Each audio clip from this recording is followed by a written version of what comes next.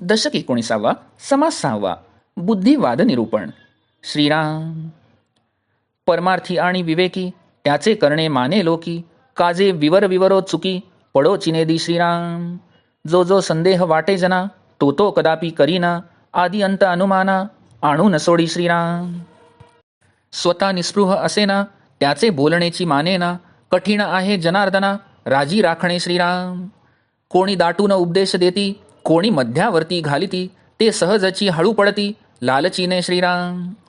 जयास सांगावा विवेक, तोची जाणावा प्रतिकुंचक, पुढे पुढे नासक कारभार होतो श्रीराम. भावास भाऊ उपदेश देती, पुढे पुढे होते फजिती, ओळखीच्या लोकात महंती मांडूची नये श्रीराम. पहिले दिसे परी नासे, विवेकी मान्य करीती कैसे, अविवेकी ते जैसे तैसे मिळती तेथे श्रीराम.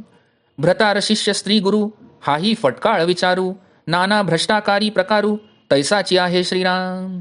प्रगट विवेक बोलेना, झाका तापा करी जना, मुख्य निश्चय अनुमाना आणूच नेदी श्रीराम. हुकी सरिसा भरी भरे, विवेक सांगता न धरे, दुरी दृष्टीचे पुरे साधू नव्हे ती श्रीराम. कोणास काहीच न मागावे, भगवत भजन वाढवावे, विवेक बळे जन लावावे भजनाकडे श्रीराम. परांतर रक्षायाची कामे, बहुत कठीण विवेक वर्मे, स्व इच्छेने स्वधर्मे लोक रहाटी श्रीराम.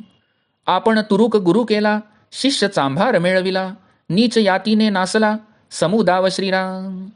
ब्राह्मण मंडळ्या मेळवाव्या, भक्त मंडळ्या मानाव्या, संत मंडळ्या शोधाव्या भूमंडळी श्रीराम. उत्कट भव्यतेची घ्यावे, मळमळीता अवघेची टाकावे, निस्पृहपणे विख्यात व्हावे भूमंडळी श्रीराम.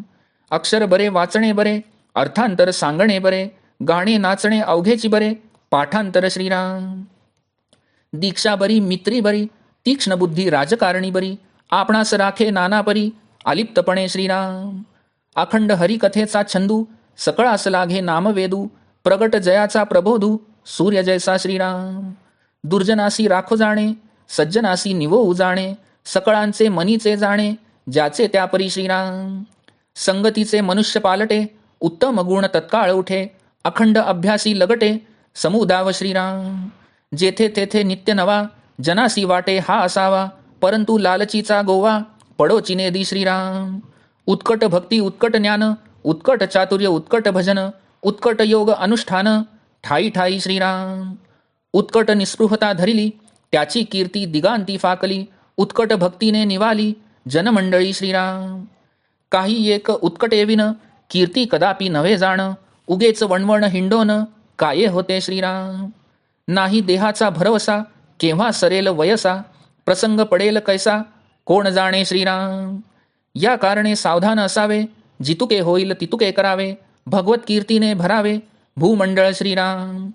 आपणास जे जे अनुकूळ, ते ते करावे तात्काळ, होईना त्यास निवळ विवेक उमजावा श्रीराम. विवेकामध्ये सापडेना, ऐसे तो काहीच असेना, एकांती विवेक अनुमाना आणून सोडी श्रीराम. अखंड तजवीजा चाळणा जेथे, पाहता काय उणे तेथे, एकांते वीण प्राणी आते बुद्धी कैसी श्रीराम. एकांती विवेक करावा, आत्मा राम ओळखावा, येथून तेथवरी गोवा काहीच नाही श्रीराम. इति श्रीदासबोधे गुरुशिष्य संवादे बुद्धिवाद निरूपणाम समास 6 समाप्त.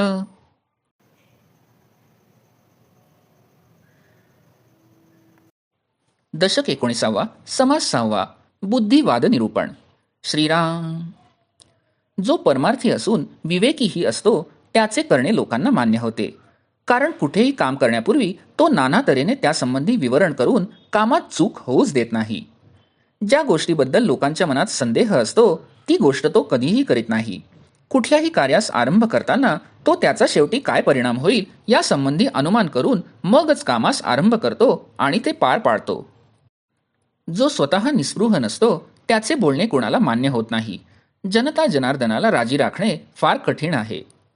कोणी जबरदस्तीने उपदेश देतात, तर कोणी मध्यस्थ घालतात. असे गुरु त्यांच्या लालची स्वभावाने पद घालवून बसतात. ज्याला विवेक सांगावा तोच प्रतिकूल होतो. अशा वेळी सर्व कारभार बिघडतो.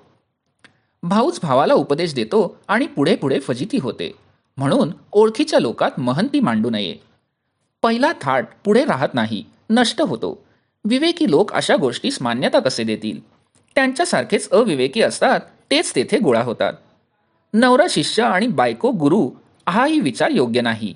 इतर नाना प्रकारच्या भ्रष्टाचारासारखाच हा प्रकार आहे. उघडपणे विवेक बोलत नाही आणि लोकांसमोर वेळ मारून नेतो. मुख्य आत्मज्ञानाचा निश्चय लोकांच्या अनुमानात आणूनच देत नाही. लहरीनुसार भरीला पडतो. आता विवेक शिकवायला गेले तरी ग्रहण करीत नाही. खरे साधू जसे दूरदृष्टीचे असतात तसे भोंदू लोक असे नसतात. खरा साधू असेल त्याने कोणाकडे काहीही मागू नये. लोकात भगवत भजन वाढवावे आणि विवेकाच्या बळावर लोकांना भजनाकडे लावावे. दुसऱ्या लोकांचे अंतःकरण राखावयाचे काम फार कठीण आहे. विवेकानेच त्यातील वर्म जाणून घ्यावे लागते. कारण लोक नेहमी स्वतःच्या इच्छेनुसार त्यांच्या स्वभाव धर्मानुसार वागत असतात अशी लोकरहाटीच आहे. एखाद्याने मुसलमान गुरु केला आणि एखाद्या चांभाराला शिष्य केला तर नीच यातीमुळे सर्व समुदायच भ्रष्ट होतो. ब्राह्मण मंडळ्या जमवाव्यात, भक्तांच्या समुदायास मान द्यावा आणि जगात संत मंडळीचा शोध घ्यावा. जे जे उत्कट आणि भव्य असेल ते घ्यावे. जे मिळमिळीत असेल ते सर्व टाकावे आणि आपल्या निस्पृहपणाने जगात प्रसिद्धी मिळवावी. जो परमार्थी आणि विवेकी असतो त्याचे अक्षर चांगले असते, वाचणे चांगले असते, ग्रंथातील अर्थाची फोड करून सांगणे चांगले असते, गाणे, नाचणे, पाठांतर वगैरे सर्वच चांगले असते. त्याची दीक्षा चांगली असते, मैत्री चांगली असते, राजकारणात चालणारी तीक्ष्ण बुद्धी त्याच्याजवळ असते आणि तो नाना प्रकारे स्वतःला अलिप्त ठेवतो. त्याला अखंड हरिकथेचा छंद लागलेला असतो. तो लोकांना नामाचा वेध लावतो. त्याचा प्रबोध, त्याचे ज्ञान सूर्यासारखे प्रगट असते. दुर्जनांना कसे सांभाळावे हे तो जाणतो. सज्जनांना कसे निववावे हेही तो जाणतो. ज्याच्या जे मनात असेल ते तसेच तो बरोबर जाणतो. त्याच्या संगतीत येणाऱ्या माणसात बदल घडून येतो. त्याच्या ठिकाणी उत्तम गुण उत्पन्न होऊ लागतात आणि लोकसमुदाय अखंड परमार्थाचा अभ्यास करू लागतो. तो जेथे जेथे जातो तेथे तेथे नित्य नवाच वाटतो. सर्व लोकांना तो असावा असे वाटते, परंतु तेथे लालचीच्या मोहात तो कधीही अडकत नाही. त्याच्या ठिकाणची उत्कट भक्ती, उत्कट ज्ञान, उत्कट चातुर्य, उत्कट भजन, उत्कट योग, उत्कट अनुष्ठान ठाई ठाई प्रगट होत असते. त्याच्या उत्कट निस्पृहतेमुळे त्याची कीर्ती सर्व दिशास पसरते आणि त्याच्या उत्कट भक्तीने लोकसमुदाय निवतो. कुठलीही गोष्ट उत्कटतेने केल्याशिवाय कधीही कीर्ती मिळत नाही. उगीच वणवण हिंडून काय होणार. आपल्या देहाचा भरवसा नसतो. आयुष्य केव्हा सरेल हे सांगता येत नाही. केव्हा कसा प्रसंग पडेल हे कोण जाणते. म्हणून माणसाने नेहमी सावध असावे. आपल्या हातून जितके होईल तितके करत राहावे आणि भगवंताच्या कीर्तीने भूमंडळ भरून टाकावे. आपल्याला अनुकूल असेल ते तत्काळ करावे. जे सहज होण्यासारखे नसेल त्यासंबंधी नीट विवेक करावा. विवेकाच्या योगे उमजत नाही असे काहीही नसते. एकांतात बसून विवेक केला की अचूक अनुमान करता येते. जेथे अखंड योजना आखणे आणि प्रयत्न करणे चालू असते तेथे काहीही उणे पडत नाही असे दिसून येते. एकांताशिवाय माणसाची बुद्धी काम करीत नाही. एकांतात विवेक करून आत्माराम ओळखावा, म्हणजे मग येथून तेथवर काहीच घोटाळा उरत नाही. इति श्री दासबोधे गुरुशिष्य संवादे बुद्धिवाद निरूपण नाम समास 6वा समाप्त.